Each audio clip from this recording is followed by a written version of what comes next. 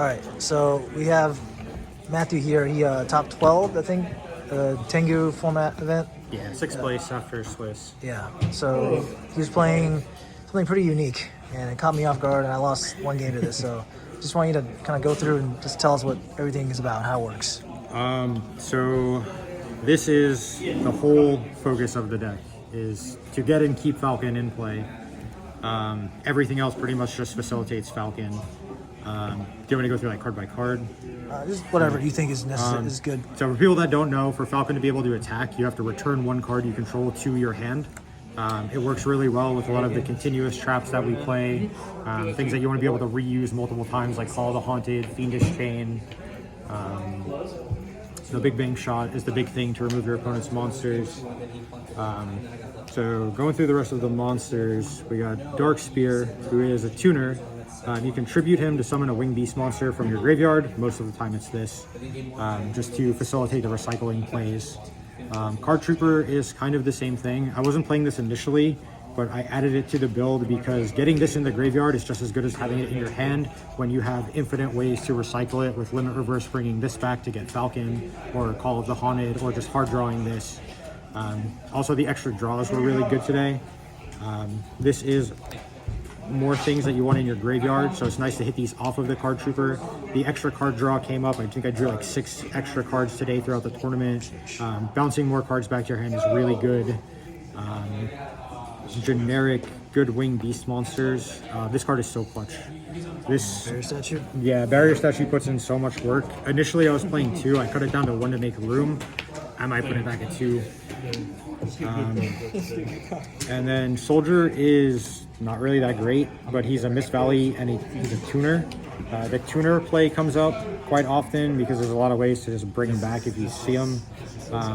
Again, the same core cards that do the recycling. This could probably be cut, but I do like having the option for the level 8 synchros. Also, just as a little disclaimer, I have put like almost no effort into discovering the format, and I just came to play this event for fun. I didn't intend on doing well with it. I just wanted to enjoy playing Yu-Gi-Oh! So I thought this would be the best chance I had at having fun playing. It just turns out that it also performed pretty well. Duality is pretty common in all decks in the format, just to dig for more Falcons. Swords is kind of crazy because you can like attack with Falcon, bounce this back to your hand, play it again, and just keep resetting the 3 turns over and over. Lance is to make sure that your Falcons stick. Just normal summoning Falcon and keeping it alive is like equivalent to like, I don't know what I'm trying to say there. But keeping it alive and not attacking with it is better than losing it. That's what I was going for. Big Bang Shot is not really so great. It put in a lot of work today. I sided one out almost every single game, so I'd probably just cut one from the main and just keep the 1 copy. But it's really good with the Falcon and being able to constantly remove your opponent's monsters. Put in a lot of work against the Shining specifically. Because it doesn't hit the graveyard, so they can't recycle the heroes. Right. This was a last-minute addition as well. I figured, again, this being in the grave was just as good as it being in your hand. So this just facilitates more plays with this, more plays with Call of the Haunted and Limit Reverse. Right. So it seemed like a no-brainer addition. I was at 41 cards, and I don't like the number 41, so I wanted to play 42. And that just seemed like a good card to put in. Again, brings back Falcon from the graveyard and special summons Falcon. This lets you tribute a winged beast to summon a winged beast from your deck of the same level. So it's what gets you your extra draws a lot of the time. It's what stops your opponent's plays like Miracle Fusion, Tour Guide. You just flip or nest into this, and then their cards fizzle. Or it turns one of these into the Falcon that you want to get the deck going. The traps are pretty standard as well. B-Prison's like your staple trap of the format. Fiendish Chain is better than Effect Veiler in this deck because you get to recycle it so much.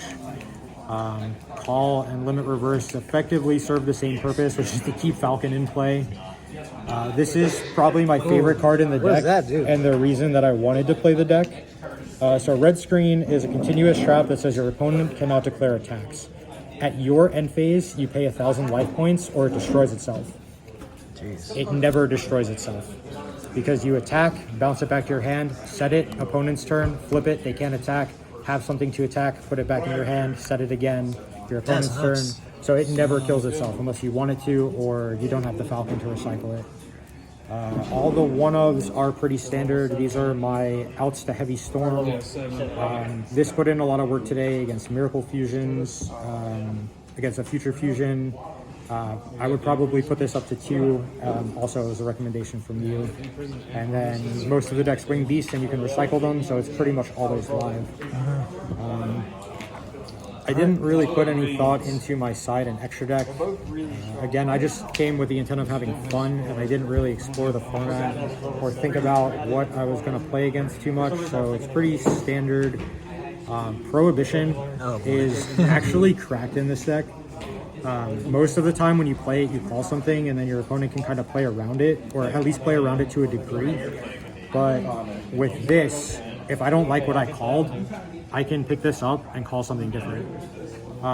It's also effective when your opponent has like multiple back row and it's like you want the normal summon to resolve. You can call like Bottomless Trap Hole or Torrential Tribute, normal summon, it sticks, and then attack, and then call something else on the next turn or on the same turn, but depending on what they do.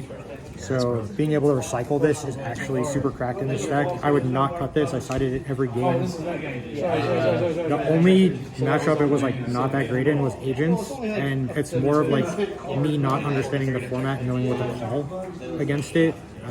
But against everything else is really good. I played against Heroes 3 times, called Neos Alias. Twice it got Solemn Judgmented. Like right off the rip, they just can't play. Mind Control, just a good generic card. MST, also just good generic card.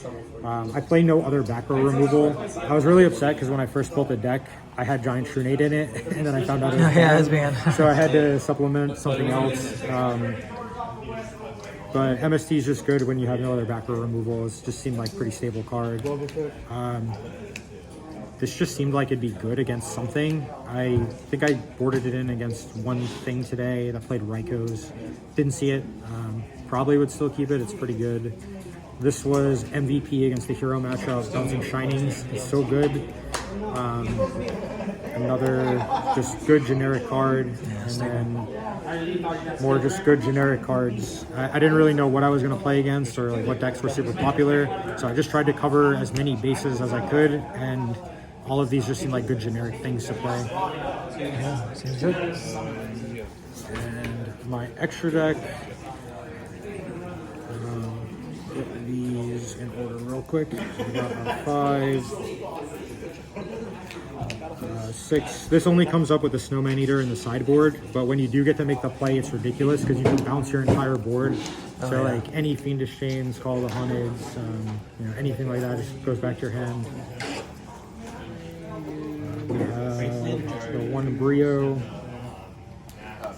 I never made it. It's actually really hard to make this. You don't usually want to synchro with your Falcon, and that's the only monster you can make it with. So it comes up sometimes, but I didn't make it today. I made this one time today. This almost never comes up either.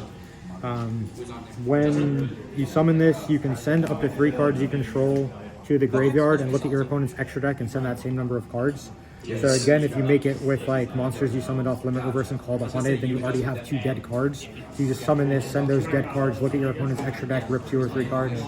Comes up every so often. Ancient Fairy is pretty staple.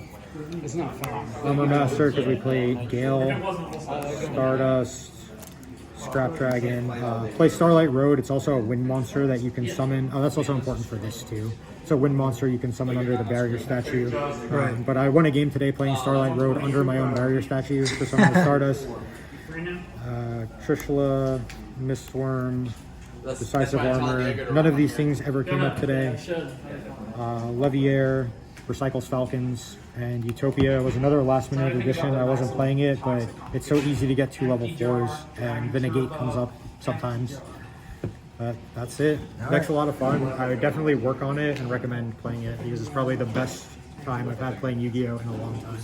All right, thanks a lot. Very interesting deck, and Hope to see you at future Tengu events. Yeah, any Big Boy, shout out to Big Boy Gaming for hosting all these retro format events.